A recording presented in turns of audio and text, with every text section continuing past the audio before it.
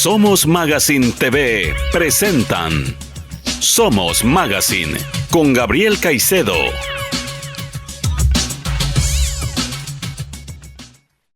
Amigos televidentes de Somos Magazine a través de Somos Magazine TV e I99 FM y Media. Estamos hoy con nuestra invitada especial Camila Piedradita Villafuerte. Pero Camila Piedradita Villafuerte es una destacada tecnóloga tanopracta, auxiliar forense, nacida en Guayaquil, se ha convertido en un referente en el ámbito de las ciencias forenses en el país, al ser la primera mujer guayaquileña graduada en tanopraxia con el mejor puntaje técnico del Ecuador.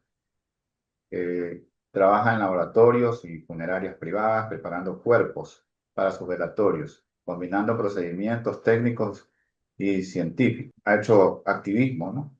Para verlo el tema de la realidad nacional, ha ganado visibilidad en medios locales por denunciar y aplicar las causas de la crisis forense y la falta de insumos en las morgues de Guayaquil, advirtiendo sobre los riesgos de la salud pública asociados con investigación. Cuenta con experiencia en investigaciones de campo dentro de distintas morgues judiciales del Ecuador y busca especializarse internacionalmente en la búsqueda de las personas desaparecidas. Te doy la bienvenida, mi querida amiga Camila. Muchísimas gracias, Gabriel. Gracias por permitirme llevar este mensaje en este espacio digital. Y bueno, saludando a toda tu audiencia, lista para responder todas las preguntas acerca de temas forenses de este país. Bueno, ¿por qué razón una mujer de tu estirpe está en esto? Esa es la pregunta de cajón. Bueno, considero que siempre fui una chica súper curiosa, una niña muy curiosa. Y luego, a medida que estuve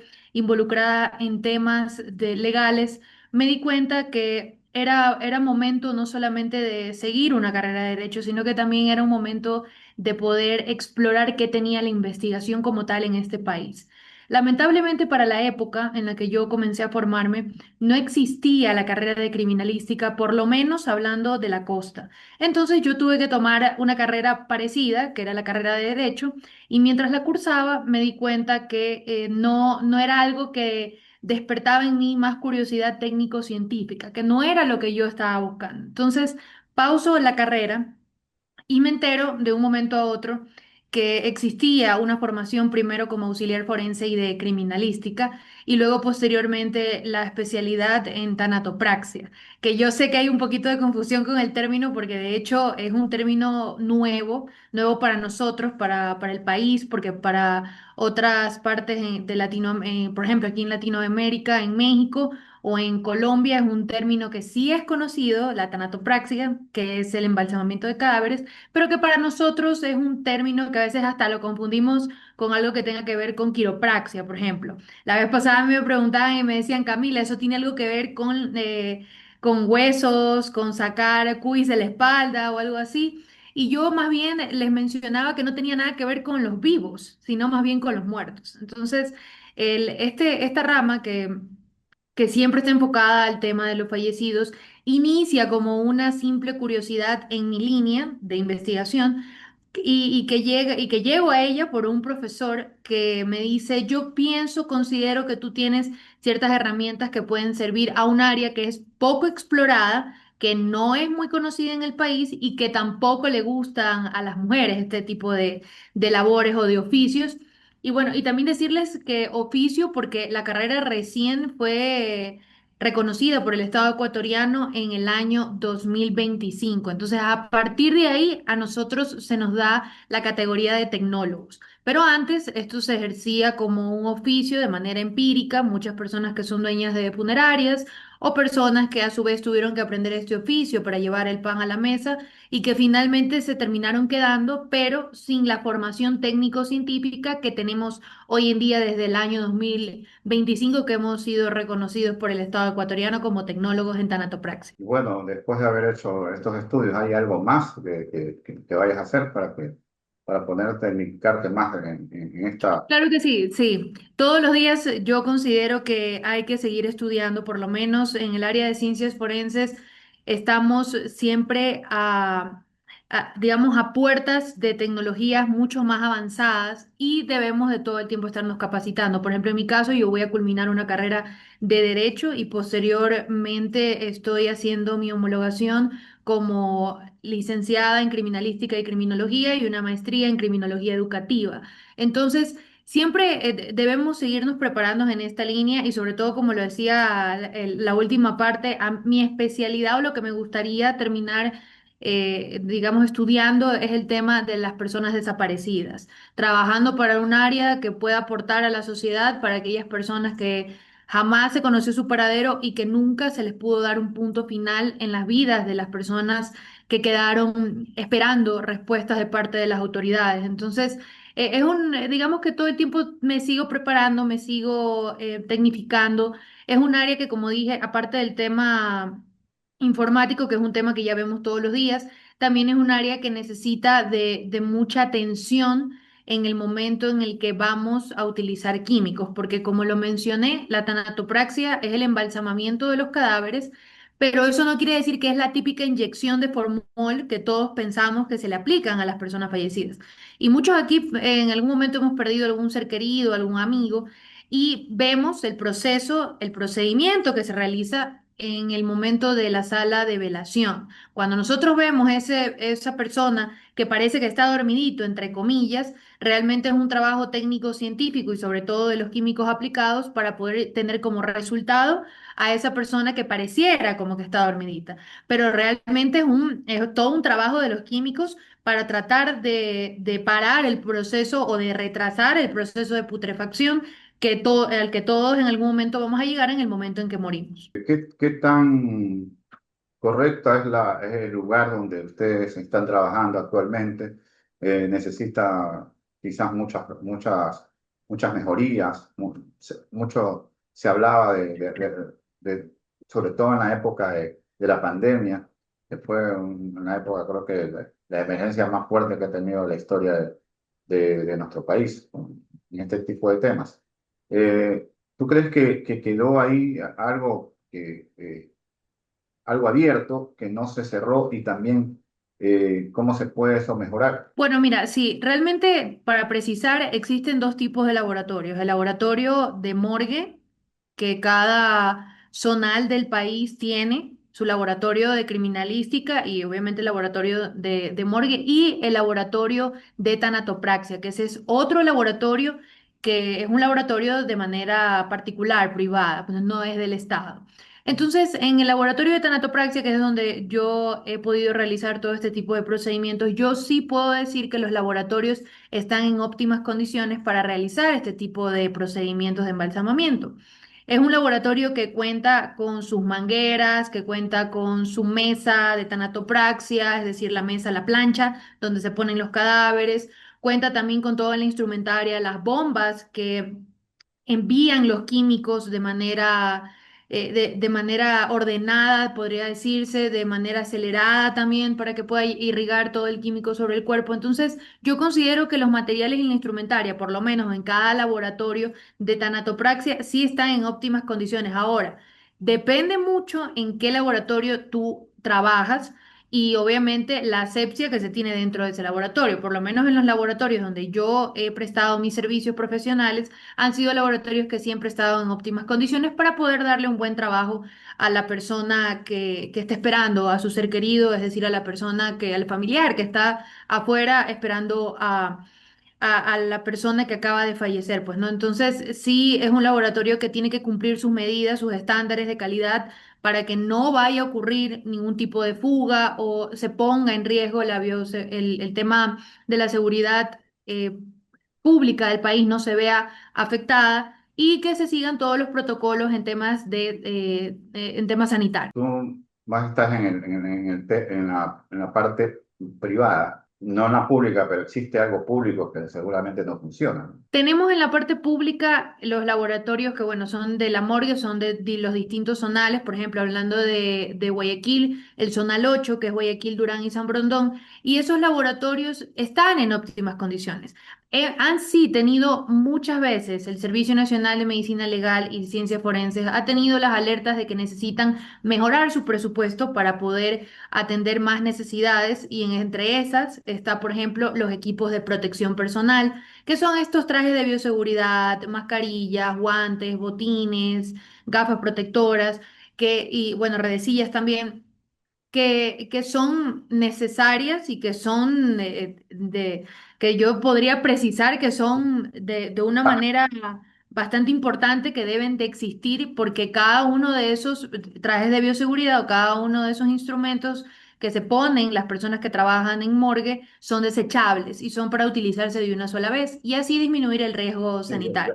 yo quería ir a eso. O sea, ¿cómo se prepara una persona que va, cuando va a hacer este oficio? O sea, ¿qué extremados cuidados debes tener? Sí, primero el tema del equipo de protección personal. El traje de bioseguridad, ese traje tipo blanco que nosotros vemos que parece como de astronautas, también las redecillas para las personas que tienen el cabello largo, ponérselas recogerse un ¿Cómo? moño y ponerse la redecilla, también las gafas protectoras porque no vaya a salpicar algún tipo de fluido dentro del ojo. También la mascarilla, porque no podemos contaminar con saliva ni con algún tipo de situación la escena, o no podemos contaminar ese cadáver al que vamos a tratar, y a su vez también nosotros protegernos de que no vayamos a estar oliendo algo que está en un estado de putrefacción avanzada, o también los químicos con los que se trabaja. Por otro lado, también podría decir que los botines, los zapatos, los botines, también es algo muy, muy importante en el momento en el que uno está dentro de un laboratorio, porque siempre estamos expuestos a salpicaduras de fluidos. Estos pueden ser sangre, orina, heces, entonces es mejor estar siempre cubiertos al momento que nosotros vamos a tratar un cadáver. Después que tienes que bañarte con algo especial en tu casa. Bueno, yo creo que eso, ajá, sí, eso queda a criterio de cada uno de los técnicos, pero en mi caso personal, considero que una vez que se desecha todo este tipo de instrumentaria, uno puede, digamos, bañarse de la manera normal en la que siempre uno lo hace. Habrán personas que, claro, al ingresar de pronto con sus zapatos de trabajo a su vivienda, tratan de, por ejemplo, ponerlo en amonio cuaternario para poder eliminar cualquier tipo de bacteria que hayan traído tal vez de los laboratorios, pero es algo, yo creo más bien ya una percepción personal, ¿no? De cómo te quieres proteger el doble o el triple después de estar en un laboratorio de esta índole. Ahora, ha habido, o sea, tú eres una mujer católica. ¿Una vez has tenido temor? Quizás la primera vez tuviste temor de estar, de coger un cadáver o dependiendo las condiciones en que estuvo o soñaste con alguno de estos, o pasó que de pronto no había muchas personas ahí y tú estabas con temor.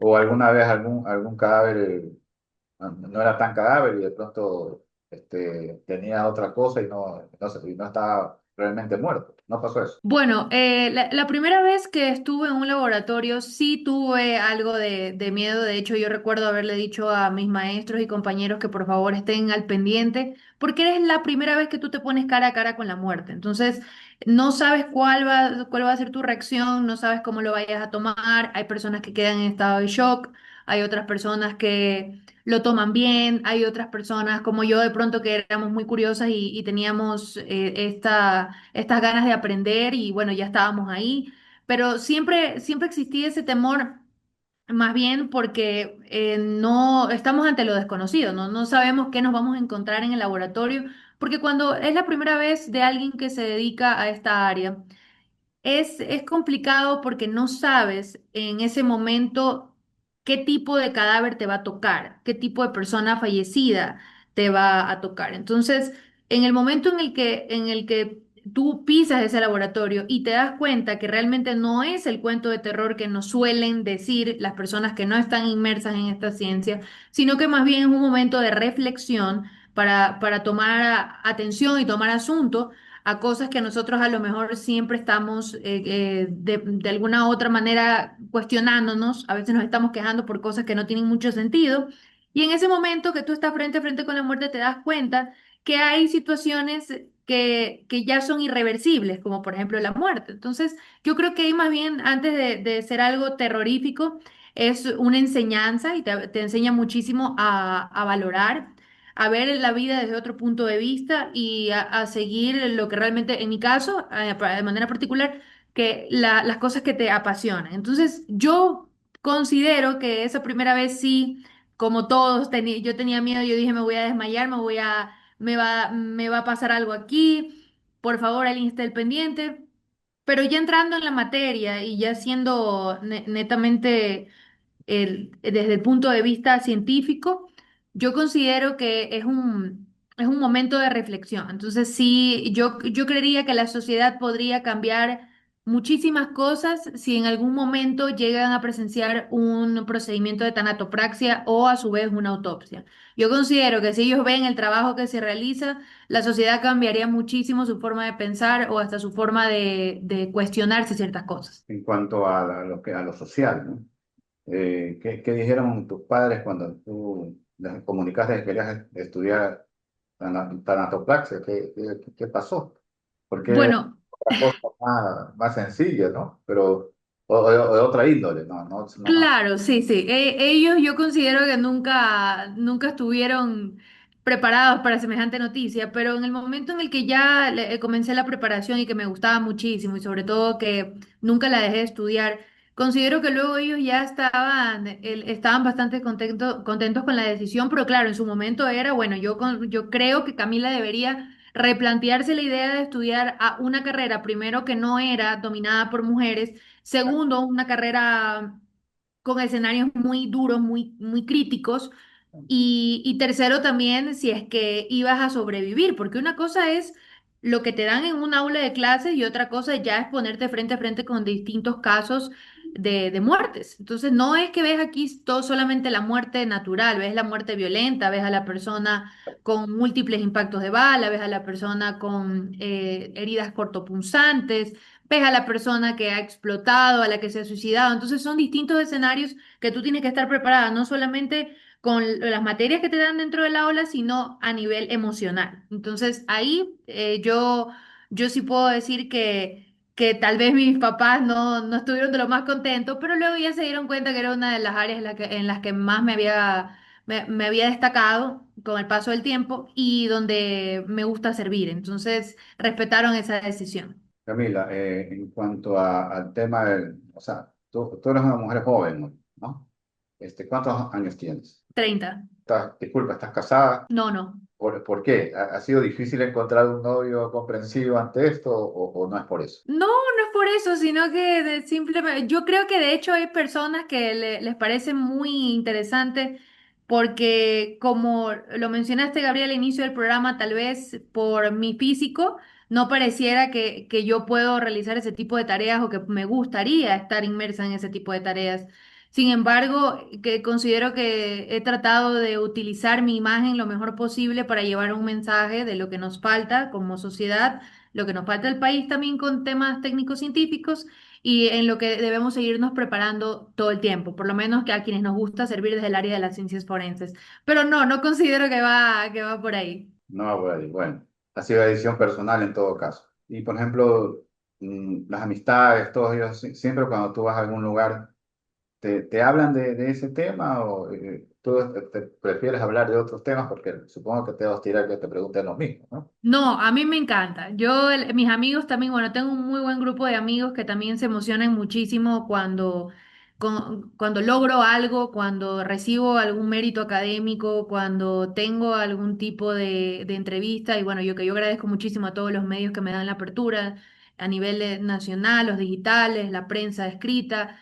conmigo se han portado muy bien y cada vez que yo tengo una de las notas, una de estas notas periodísticas, mis amigos son de los más felices y los más orgullosos, ¿no? Y siempre que pueden o podemos juntarnos, en algún momento hablamos de estos temas porque también les parecen súper interesantes. Entonces, y como te digo, Gabriel, es un área que no nadie maneja al revés y al derecho, es un área que si la manejan, hay mucha gente que prefiere mantenerse en el anonimato. Hay también, hay mucho desconocimiento de parte de la ciudadanía en ciertos temas que son de cultura básica, por ejemplo, en el momento que alguien fallece, aquí, que no encuentras a alguien fallecido, a quién se llama, a dónde se va, se hace el trámite en morgue, cuesta, no cuesta. Entonces, todas esas dudas, todas esas interrogantes, yo trato de, en la medida de lo posible, de comunicarle a la ciudadanía cómo son las cosas explicadas en un lenguaje un poco menos técnico, pero para que todos entendamos. Yo quiero agradecerte mucho esta oportunidad. Una persona que muy desenvuelta, entonces nos ha dado bastante información.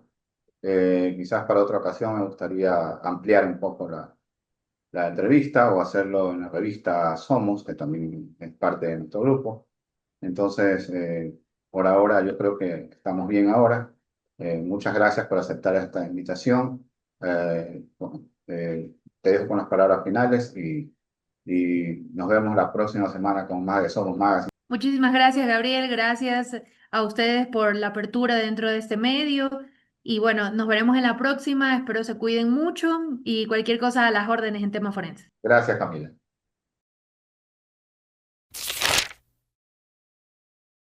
Buenas tardes, amigos televidentes del programa Somos Magazine a través de Somos Magazine TV y de I99 Media. Tenemos aquí una invitada de lujo. Ella es mexicana. Su nombre es Anabel Rodríguez Elite.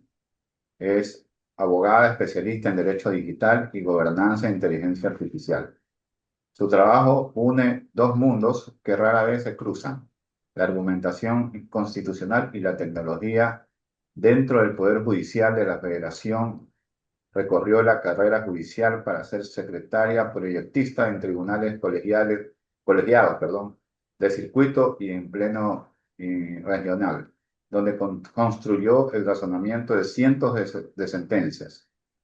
Hoy es socia fundadora de Air Legal Care, firma desde la que acompaña a empresas y áreas legales de México y Latinoamérica en la adopción responsable de la inteligencia artificial, la gobernanza y la gestión de redes. Maestra en juicios de amparo y de derechos humanos por la Universidad Carlos III de Madrid, donde investigó los derechos humanos frente a las tecnologías de la información. Actualmente cursa la maestría de Derecho Legal. Está certificada como Chief Artificial Intelligence Officer, con especialización en gobernanza de IA, así como en prevención de lavado de dinero para actividades vulnerables, con especificaciones en el sector tecnológico. Bienvenida. Gracias, Gabriel. ¿Cómo quisiste entrar en este tipo de mundo, ¿no? Que es nuevo, está recién eh, abogada especialista en Derecho Digital y Gobernanza de Inteligencia Artificial. ¿Qué tiene interesante todas estas carreras que tú estás siguiendo? Sí, mira, Gabriel, pues yo mi interés por lo que es toda la tecnología, el derecho digital empezó desde que era muy joven. De hecho, yo inicialmente, antes de estudiar derecho, quería estudiar ingeniería en sistemas, que eran las carreras, pues, que en ese entonces se ofrecían, ¿no? Me gustaba mucho, vengo de una familia de abogados, entonces finalmente terminé estudiando derecho. Ingreso desde muy joven, desde que ingresé al Poder Judicial de la Federación. Y en realidad, pues como es en todas las instituciones, ¿no? Del gobierno, pues era muy, se puede decir muy clásico o muy, pues lo que es lo tradicional, ¿no? El uso del derecho, ver expedientes en papel, casi en realidad no se implementaba tecnología. Y bueno, así fue mi carrera judicial y casi a finales, que fue 2024, cuando surge ChatGPT, pues empecé yo a tener algo de inquietud, ¿no? Ya por lo que era inteligencia artificial, empezar a utilizarla también, pues para fines laborales, para hacer marcos jurídicos, investigaciones. Y la verdad, pues vi la maravilla que, ¿no? Cómo de qué forma cuando uno tienes el criterio, tienes las bases jurídicas, cómo podía potencializar, se puede decir el pensamiento, ¿no? Porque pues la inteligencia artificial tiene como información infinita. Claro. Pero sobre todo, digo, si has leído algo de lo que publico, también me interesa mucho también lo que es el aspecto humano y por el otro lado también cómo podía mejorar la calidad de vida, ¿no? De una persona, un trabajador, en este caso, bueno, yo era del sistema judicial, era abogada, y empecé como a ver también esa parte de cómo mejorar, el optimizar el tiempo y ese tiempo aprovecharlo también como desarrollo personal, convivir con la familia, etcétera. Entonces, de ahí, pues empiezo yo como a tener un interés especial por todo lo que era el derecho digital, que ya desde antes te comento, había hecho ya una maestría en derechos humanos y precisamente también mi tesis fue de derechos humanos y en relación con todo lo que eran las tecnologías y derechos humanos vinculados con ellas. Siempre tuve como que esa inquietud y ahí fue donde, pues, ya después algo pues, de la institución del Poder Judicial que hace fue más o menos 2 años y ahí empecé a dedicarme al 100% a especializarme en todo lo que es derecho digital e inteligencia artificial. ¿Qué específicamente trata la gobernanza de la inteligencia artificial? Se puede decir que la gobernanza de la inteligencia artificial es gobernar, haz de cuenta, bueno, o vigilar o saber todo lo que es el ciclo de la inteligencia artificial, de cómo integrar un sistema.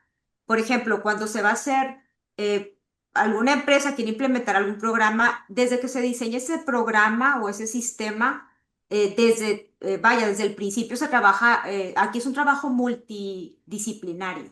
Entonces, es trabajar tanto la normativa, que eso es el trabajo de los abogados, vigilar que se esté cumpliendo con normas, que se respeten derechos humanos y ver que esa herramienta desde que se diseña tome en cuenta todos estos factores, incluso también lo de protección de datos personales. Entonces se trabaja en conjunto con ingenieros, con otro tipo de disciplinas, entre ellas también el derecho, para que esa herramienta desde que se diseña pues respete todo esto que estamos mencionando. Y después de ahí se diseña, se crea y también se va vigilando cómo se va como desenvolviendo o cómo se va ejecutando ese sistema de inteligencia artificial para ver que no genere, por ejemplo, sesgos de discriminación. No sé si has escuchado que hay casos, por ejemplo, que de selección de personal, algún sistema que discrimina a mujeres porque pues vienen como la manera en cómo se alimentan esos datos, que al ejecutarlo no repita como esos vicios y luego después ya cuando se hace ya el uso de la misma, también evaluar, hacer como auditorías para ver que esté funcionando bien, que no, que se esté actualizando, etcétera.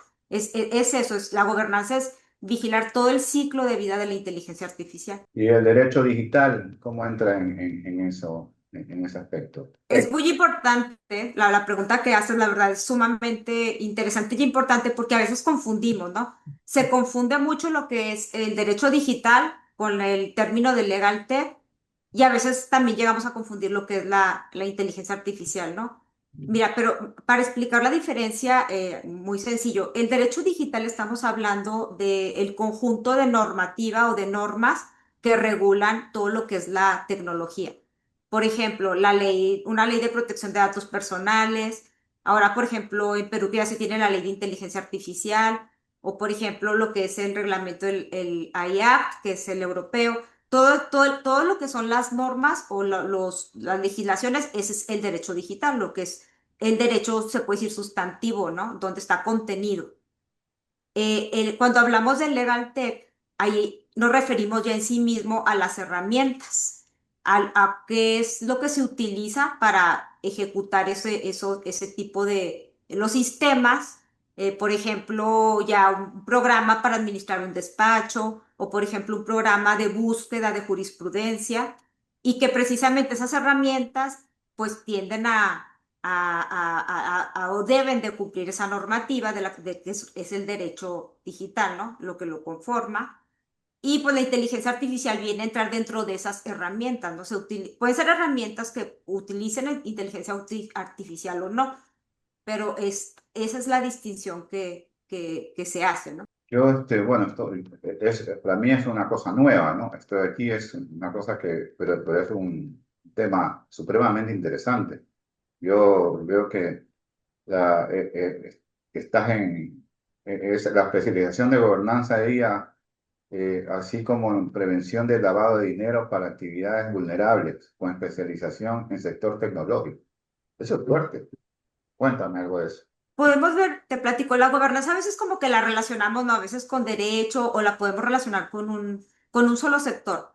Pero si ahorita vemos lo que es la inteligencia artificial está pues impactando en todas las áreas, ¿no? Tanto en el sector salud, en los sectores de gobierno, en múltiples, ahora sí que disciplinas.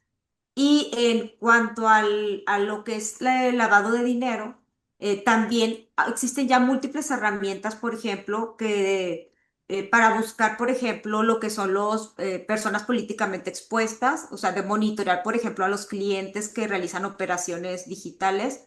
Entonces, muchas veces hay empresas vulnerables, o por ejemplo, también se usa en el sector bancario, de estar vigilando que los clientes sean personas, por ejemplo, puede ser que contraten hagas algún contrato o bien algún crédito, pero en ese momento no seas una persona a lo mejor que tenga o como clasificada persona políticamente expuesta, pero posteriormente, no sé, te eligen como gobernador de un estado y pasas a tener esa categoría. Entonces, estos sistemas de inteligencia artificial están monitoreando a los clientes y te van dando como alarmas, ¿no? Para que tú puedas dar ese también cumplimiento, por ejemplo, a los reglamentos, a la ley, de dar esos informes de ese tipo de clientes que se tienen. O, por ejemplo, también hay inteligencias artificiales que miden, por ejemplo, el grado de riesgo, ¿no? Dependiendo del lugar donde se hace la operación, para que tú puedas evaluar, hacer evaluaciones también, por ejemplo, cuando se realizan operaciones y todo ese tipo que se vincula pues con lo que es el lavado de dinero o el sector también de corrupción, que está pues, es a nivel, se puede decir, mundial, ¿no? Todo lo que es el lavado de dinero. Yo cuando recibí las fotos de tuyas para hacer el arte de este programa, yo vi una persona que parecía modelo, había sido reina, alguna cosa de esto, pero una mujer muy preparada y ya tiene una fundadora de un estudio jurídico, legal. Ha tenido maestría de juicio de amparo y en derechos humanos por la Universidad Carlos III de Madrid, donde investigó los derechos humanos frente a las tecnologías de la información. Eso nos compete mucho a los periodistas. Actualmente cursa la maestría de Derecho Digital. Excelente. O sea, esto cómo nos ayuda a nosotros, por ejemplo, los medios de comunicación, a defendernos un poco de este sistema. Sí, mira, Gabriel, por ejemplo, de hecho, bueno, una de mis grandes pasiones también son los derechos humanos, o sea, por eso durante lo que fue mi carrera judicial, precisamente era mi trabajo, ¿no? Elaborar sentencias para proteger derechos humanos. Y dentro de lo que es precisamente la comunicación, el periodismo, pues hay mucho, se puede decir, choque entre derechos humanos, ¿no? Lo que es el derecho a la privacidad, por ejemplo, pues con la libertad de expresión. Entonces, esos temas son sumamente interesantes porque a veces, digo, son figuras públicas, ¿verdad? Y buscaban, por ejemplo, una protección de derecho de que no quiero que pues me entrevisten o que saquen información mía.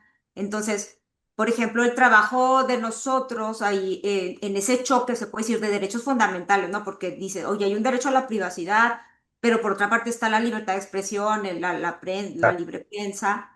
Entonces, ahí es hacer una ponderación de derechos humanos. Hay que saber cuándo pesa más, por ejemplo, si eres una figura pública, obviamente estás expuesto y más si, por ejemplo, incide en lo que es la sociedad, la vida pública, política, pues ahí prevalece un poquito más lo que es la libertad de prensa. Pues si eres figura pública, pues se disminuye, no que se disminuya, sino que se hace una ponderación se puede decir, de derechos, ¿no? Entonces, aquí es más importante que, pues, que la sociedad esté informada, que se dé libertad a los periodistas para que puedan comunicar, ¿verdad? Lo que es la realidad o lo que está sucediendo para que toda la población, pues, sí, pues, esté enterada de lo que sucede en la vida real, ¿no? Y, por ejemplo, ¿hay alguna ley que quizás en México proteja a las personas que son dañadas por la inteligencia artificial, que a veces les montan cosas que no son ciertas? Eh, hay gente que está completamente asustada por eso, ¿no? porque, por ejemplo, acá no hay una regulación, pero quería saber cuál es la experiencia mexicana. Sí, no, yo creo que ahorita, bueno, en Latinoamérica el único país que ahorita tiene una ley de inteligencia artificial así, que apenas está en cierta forma ejecutando, empezando a ejecutarse en este año, es Perú. Todos los demás países de Latinoamérica, pues estamos, se puede decir, con estándares internacionales, ¿no? Seguimos lo que es el reglamento europeo, pero en particular tenemos casi todos los países latinoamericanos lo que es la ley de protección de datos personales.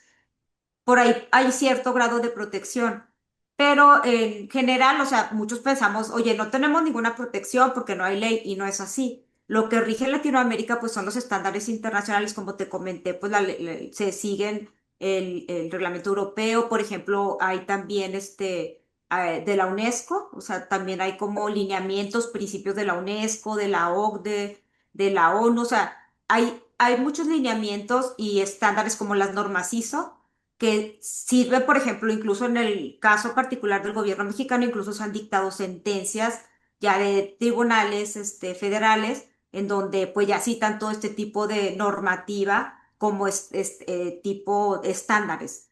Entonces, para proteger precisamente este tipo de derechos, ¿no? Ahorita los famosos deepfakes que pues afectan la imagen de personas y vamos a decirlo, ¿no? Cuando hay una noticia que se empieza una fotografía, por ejemplo, que empieza a circular, o sea, esto es un daño que se genera en segundos. Claro. Entonces, ahí es donde decimos, oye, ¿cómo hago, por ejemplo, que Facebook o que Instagram no detenga esa circulación que, pues, digo, a veces es incontrolable porque sucede en segundos? Y, por ejemplo, en México está el juicio de amparo que puedes solicitar como un tipo de suspensión, pero también hay ahí, por ahí problemas porque a veces son empresas que no están dentro del país, empieza también hay un Es- problema, se puede decir, pues ah, de jurisdicción, ¿no? Si la empresa está en Estados Unidos, pero el daño se está haciendo en México, son nuevas problemáticas que están surgiendo precisamente con motivo de eso. Y pues la realidad es que también el daño es irreversible, ¿no? Lo que sucede, como te comenté, pues es en segundos, ¿no? Casi imposible que aunque lo detengas, la noticia vuela. Entonces, si todo eso ahorita es pues, de gran impacto, ¿no? Para la sociedad o para la persona precisamente que es dañada, pues su reputación, se puede decir que ahora sí en segundos queda destruida. ahí, para el que quiera hacerte pedazo, que lo haga, te haga.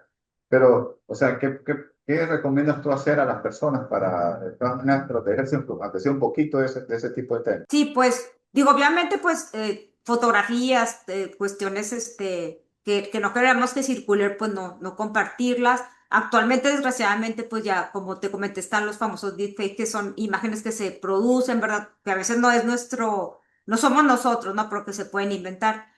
Aquí, pues las herramientas que hay, como te comenté, por ejemplo, en México está el juicio de amparo que puedes solicitar como suspensiones. También hay acciones como, por ejemplo, pues obviamente de daño moral, ¿no? Responsabilidad civil para, pues, indemnizar en un momento dado que se cause algún daño de este tipo. Incluso también, pues, ya están algunas legislaciones en materia penal para, por ejemplo, cuando se difunden fotografías íntimas. Ya ha pasado en el caso tanto de mujeres. Actualmente incluso también hay para protección para los hombres, ¿no? Pues ha ido ahí avanzando un poco las legislaciones precisamente para proteger este tipo pues de daño que se ocasiona con todo lo que es inteligencia artificial por medio de tecnologías. Esta experta que tenemos aquí con nosotros, a quien agradecemos esta experiencia que tuvo con nosotros, es un lujo tenerla aquí con nosotros en este momento, porque es una mujer que conoce mucho de este tipo de temas. Eh, Habla como docente y lo ha sido. Dice, docente y tutora en la Escuela Federal de Formación Judicial y es directora de Asuntos Jurídicos en AMPI, Saltillo y región sureste de Coahuila. Supongo que Coahuila. Coahuila, bueno, son localidades mexicanas, supongo, ¿no? Pero Sí, ahí así es. has estado dando también clases porque eres muy explícita, te veo muy, muy comunicadora, tienes una buena forma de comunicar, muy clara, por cierto. Sí, sí, estuve por ahí algún tiempo de docente en la Escuela de Formación Judicial, que es la Escuela de Formación de Jueces aquí en México. Era en aquel entonces. Ahora, con el cambio del sistema judicial, que fue hace un año y medio, cambió de nombre, pero pues fui ahí, di clase y la verdad también es otra, las tutorías de formar también nuevas generaciones, es otra de mis pasiones, también pues ayudar también a los jóvenes a crecer, a desarrollarse y pues y también formarlos. Sí, también es parte de mi carrera y de lo que me gusta hacer.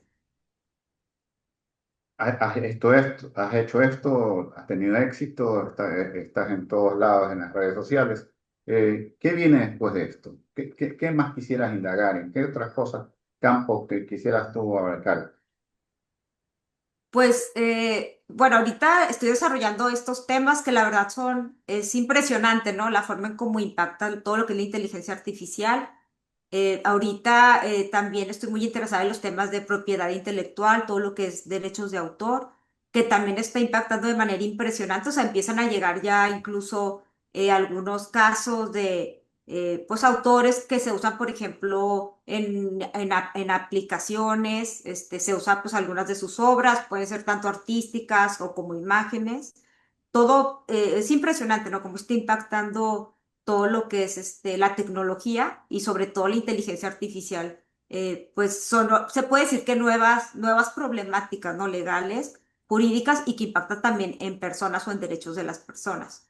Entonces, pues mi interés va mucho y sigue creciendo para orientado hacia eso, ¿no? A descubrir todas esas nuevas problemáticas, esos nuevos, se puede decir, derechos que se están violando con todo esto y seguir desarrollándolo y empezar sobre todo también a generar esa conciencia en la ciudadanía, porque a veces, de verdad, no, a mí no me interesa, yo no la uso, y pues hacer conciencia de que todos los días la usamos, ¿no? Desde que no encontramos un domicilio, nos despertamos y buscamos luego, llévame a tal lado, ¿no? Ya estamos usando inteligencia artificial, un satélite, desde el momento en que entramos al banco y hacemos una operación, ya estamos utilizando tecnología.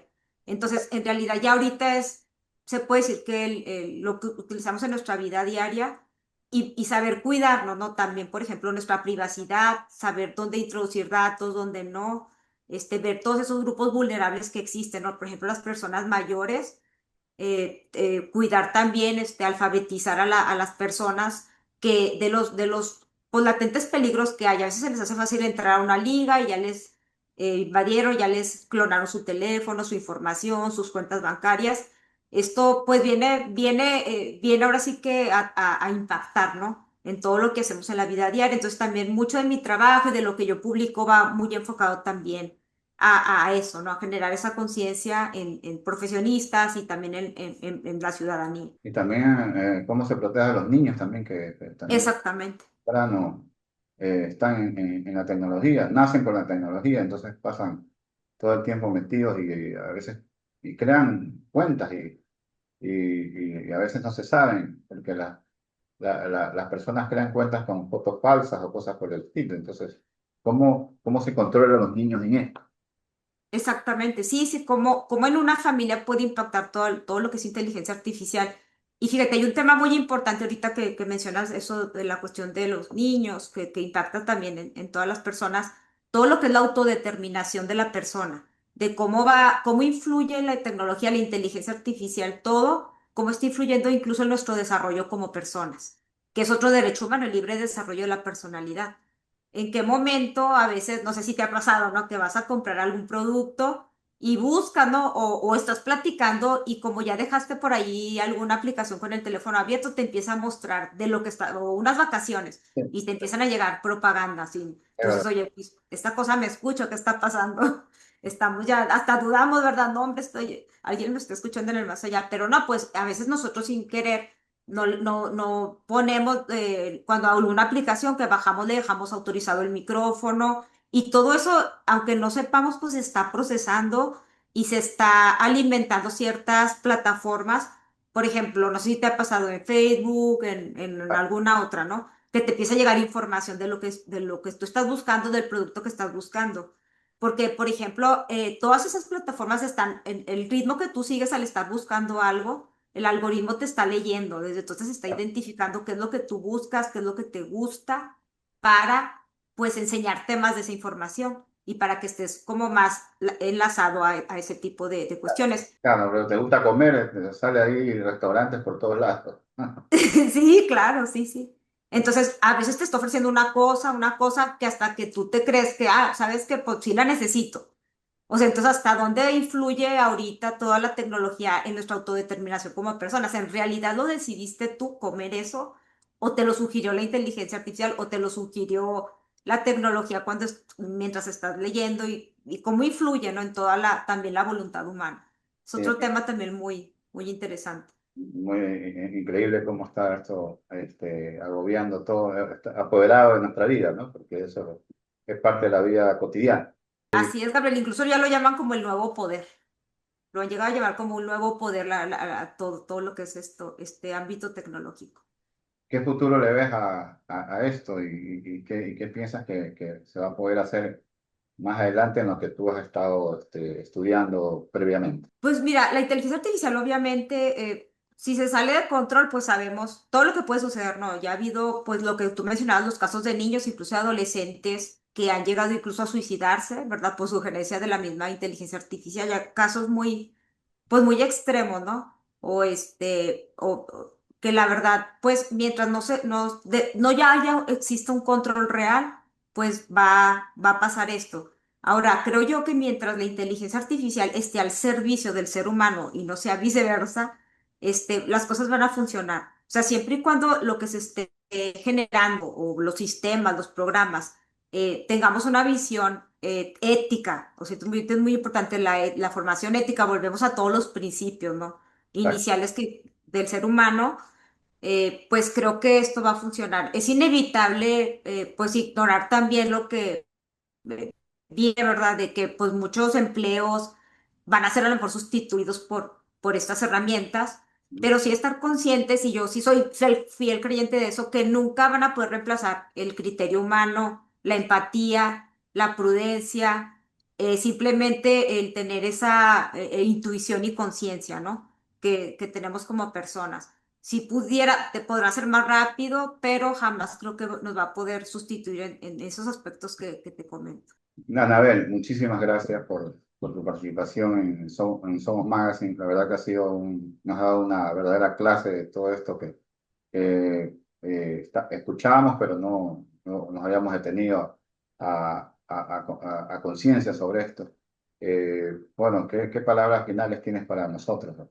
Para la gente de Somos Magazine a través de Canal Somos Magazine y también I99 Media? Sí, no, pues agradecer mucho la oportunidad, ¿verdad? De poder compartirles un poco pues de este tema que, como ya mencioné, Gabriel, pues es fundamental ahorita, que es parte de nuestra vida diaria, es parte de lo que somos. Ahora sí, como tu mismo programa se llama, es parte de lo que somos actualmente. Y pues es sumar un poco a generar esa conciencia de todo lo que estamos platicando, de darnos cuenta hasta dónde podemos nosotros también desarrollarnos y ayudar a otras personas a generar esa conciencia respecto a las tecnologías y cómo influyen en nuestra vida.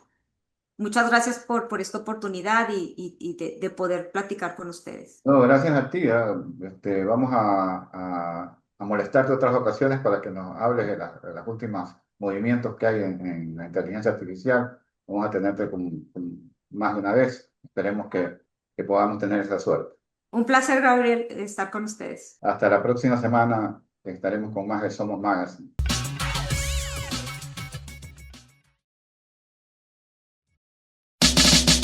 Somos Magazine TV presentaron Somos Magazine con Gabriel Caicedo. Hasta la próxima.